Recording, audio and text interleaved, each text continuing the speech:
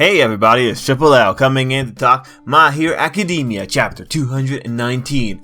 Go, slide, and go. Here we go. Okay, guys, so very quickly, the channel is still being attacked by copyright strikes. So until that's over, I'm not going to have any more images because chances are one of those views is going to be from Shonen Jump. And if they see something that they don't like, they're gonna do something. So I'm going to be careful. Apparently, like, even having a very small shot of a speech bubble is not safe enough. But yeah, we'll just get into this chapter. So overall, chapter 219, I think if you were to describe it as one thing, I think this is kind of a setup chapter. You know, they're like, it has a bit of a fight feature in it, and then it's just setting up some stuff that we're probably going to see in the next chapter. I mean, like, there is still some progression happening, which is really good, but we are still in, like, the same time frame that we were in the last chapter, pretty much, until the end of the chapter, in which case we go into a flashback. So overall, I would say, you know, this is kind of a setup chapter with, like, some resolution on the side. Now, how am I feeling about the chapter myself? Well, you know, it's like, I'm not thinking like this is the most great thing. Like, my excitement level last week was way higher than my excitement level this week. That said, I'm very happy with this chapter because I'm glad it didn't give us any solid answers. Because I'm working on videos right now, and I don't want them to give us solid answers before I make those videos. Because then, you know, what's the point? At that point, it's like you're only making videos for the anime viewers, and it's like not as fun. So I'm very happy that they dropped the Destro like progression and instead switched over to the League of Villains progression.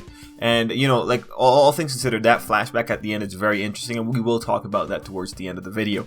So let's break down the chapter piece by piece, bit by bit. Let's go to the fight with Bakugo, Todoroki, and the really low class villains. So important to note is that, you know, when it comes to the fight portions, it's kind of hard to like take away information depending on how much pure choreography there was. Like always, it's like an issue of like, yeah, it looked really good, but you can't really say more about that. We had about maybe 5 pages worth of concentrated fight material, and, you know, as according to Hero Academia standard, it looked good.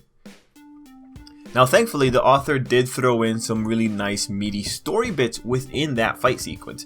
And the ones that I think are really important, they're kind of all revolving around Bakugo. I think Todoroki's big thing in this whole little exchange and the aftermath of the exchange is that he felt happy when All Might was congratulating him or praising him. I really liked their artwork for that. But the one that really has the oomph here is Bakugo, because he does quite a few impressive things. So first off, one thing that's absolutely important to note is that Bakugo was keeping an eye on the situation and went and saved someone. He prioritized her over the villain. So this is good. It's good that Bakugo now has this idea of helping people around him in his head.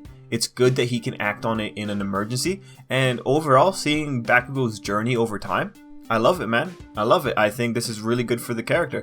I felt really good about it when we saw it with Jiro back in the previous arc with their fight against 1B, and I like it when we see it here. And I like that he's still yelling at the lady for being stupid. I mean, well, you know, I want to be nice. Like, she wasn't being stupid. She's just being distracted. Like, it's one of those side effects of hero society. People get too complacent, or they get too desensitized to, you know, just the chaos of their world.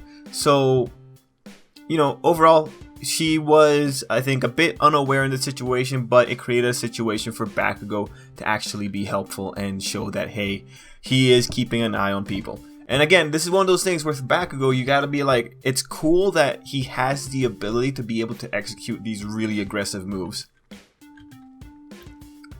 Now, the other part for Bakugo that was really impressive is that when you see them after they are done with the fight, Bakugo is the one carrying in over the villains, and he's also the one bringing in the wallets. So this was actually really interesting because, as it turned out, Bakugo apparently had the ability to take the wallets as he was blowing them up, or blowing up the people.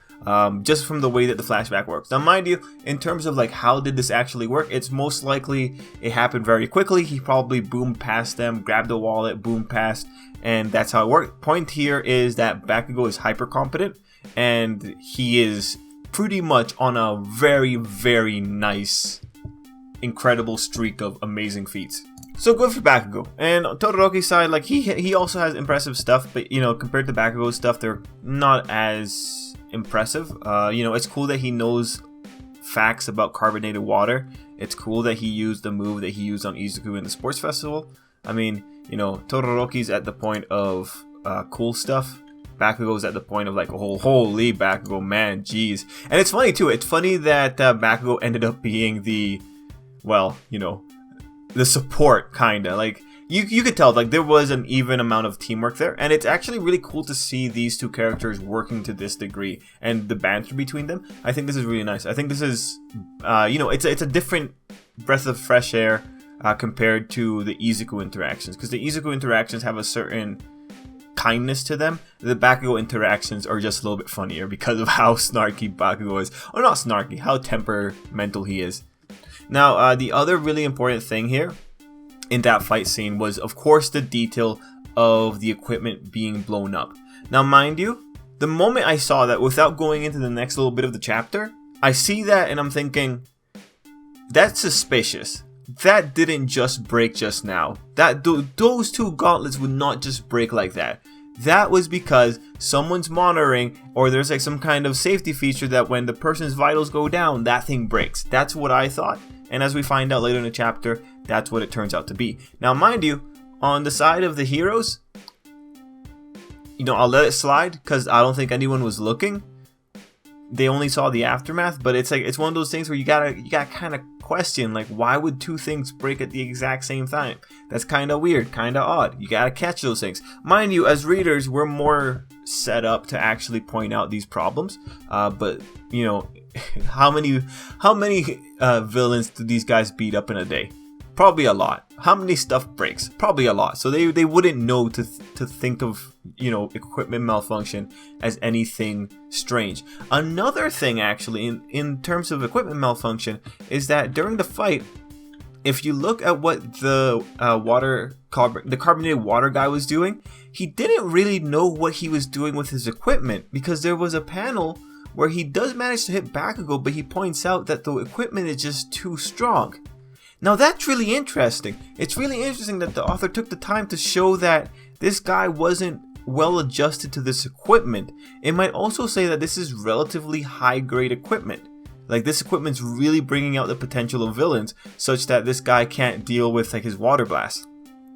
Now, how strong will this be of a plot point later on? It really depends, but they're pretty much setting up for saying like, hey, we produce really high grade equipment. And with them collecting data, I can only imagine that this equipment's going to really boost up some people's abilities. So if I was to say something, it would maybe be like, yeah, you could probably like argue that these guys are fighting above their weight class. They're like, they got extra power behind them. I can't recall if the overhaul arc had someone that was using substances to get an extra bit of power. I think it was a mimic that was using it, but I can't recall right now. Anyway, moving on to that and into the Detnerat stuff. So that's cool. Having Girin show up and having Girin come in and talk about what he's about, that he's not selling out his clients and all that. I respect it. I love seeing villains interact with each other. I think this whole sequence was pretty good. I love the banter for Girin. I never thought that I would be into Girin like this, because right now the guy's there, he's beat up and bloody, and he's still talking just smack about this guy. I loved it the whole way through, man. It was a really fun interaction. I want to see more about this. I love that the balding CEO, that he is clearly looking pretty demented about this. I'm totally into it. I'm gonna have fun. I think it's gonna be good. I think this is a great start to potentially a villain-only arc, or primarily villain. Like, I am really hoping that we're gonna see villain-on-villain conflict here. I think the arc setting itself up like that, just with these two chapters, I feel like there's enough. I think Horikoshi has the narrative freedom to be able to go in that direction, and because villains are just so popular in general, I think he'll go into it with, minimal concerns about his popularity ratings or whatever. Now, I do want to point out to you guys a note about translations. If you saw the manga stream translation and didn't read the other available translation, I might recommend it for this particular section. And I can't show you the image, guys, so I'm sorry. But on manga stream, when it comes to the Girin and Balding CEO, the talk itself, there is a bit of a discrepancy. So it's the kind of situation where we need to look to Viz for the final word on which translation is correct. But if you were to go on a manga stream, it's roughly around page 14. There's two different lines here. So in manga stream, Girin is saying, you know, the old man was real pissed off, and I owe a lot to him from way back when I was an upstart in this business. Okay, so that line establishes, okay, Girin is talking about another person, an old man, and that he owes a lot to. On Jaimini's box, however, it starts like this. Let me tell ya, old man, I've always resented you. You've been a thorn in my side ever since I started out. So, you can tell what's going on here. There's the same words present in both places, you know, but not the same meaning. So, this might have been a situation where one of the translators, they've translated the words, but they clearly had a difference in how they strung them together. So we really gotta wait for Viz unless one of the two translations fixes their mistake. Now mind you, I'm recording this super early. They might fix it throughout the weekend. It's just something to keep in mind. The big thing to pull out of this though is that the manga stream translation is pointing to the existence of another man, while the Jaimini's box translation is keeping it contained to the two people who are in the conversation. And so by the end of it, we end up with the page of Giganto attacking the Villain Alliance, or the League of Villains, whatever you want to call them. That page was pretty cool. I did not expect it. If you noticed, Giganto is also crying. Gigantomachia, I think that's his full name. Anyway, he's also crying, and he's also criticizing that the League of Villains is too small, and he's just asking why to All for One and then saying that it's not enough. So I read this. Some people are thinking, is he beating them up? And I'm just thinking, no, this is a training arc. This guy is whipping them into shape. He's like, he probably went up to them, or they came to him and he was like, all right, fight me. Let's see if you guys are good enough. And then he realized how pathetic they are, and now he's crying because of how pathetic they are. Mind you, I think Shigaraki is exceedingly handicapped in this fight because he can't kill Giganto, and his quirk is one of those instant kills. So if Shigaraki, I think, decides to touch him and decides, okay, I'll take away one of his arms just to prove a point, I think it's cool. But this is going to be interesting to see next week. But with the setup of a flashback arc, it's really making me feel like there's a lot of narrative force on the villains right now. And I'm feeling like I would really love to see this villain versus the Liberation Army. I would love to see them butt heads. I think this would be really cool for the series. The Class 1A kids can get involved if they want, but I would live if it was just a villain show. So, guys, let me know what you thought down below. I think this chapter was good. It gave us a little bit more information. Not as exciting as last time, but, you know, when it comes to highlights, definitely Girin and the Detnerat CEO. I'm into it. Anyway, guys, let me know what you thought down below, and till next time, I hope you have a great day. And if you are early enough, you might get a comment from me if you have something to say or something to ask. So I'll see you in the comments, maybe. Anyway, guys, till next time, I hope you have an absolutely great day.